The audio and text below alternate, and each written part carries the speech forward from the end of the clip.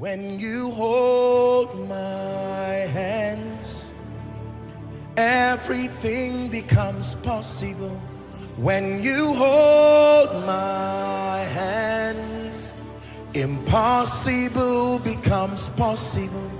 When you hold my hands, everything becomes possible. When you hold my hands,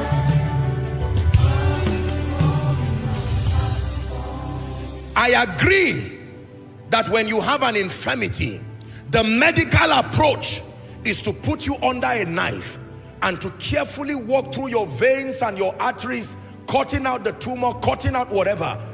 That is a valid pathway. There are results to show. However, do not forget that the Holy Ghost can also rest upon men and produce the same result. Mary's story is not about giving birth to Jesus. It's about possibilities beyond the realm of science, possibilities beyond the normal course of things. That means whilst you are seated trusting God for a miracle, it is true that you may need 10 million, 15 million for whatever, maybe kidney transplant or whatever. I agree. God gave the doctors the wisdom. However, when you see the Holy Ghost resting on people, make sure you cry that he will come upon you too, because he can make that experience equal to a surgery. Only that this one does not need anesthesia, does not need time. You don't need to be under a knife. God for you. When you hold my hands, everything becomes possible. When you hold my hands, impossible becomes possible. You can get a job, an excellent way of sojourning financially, and receive X amount every month.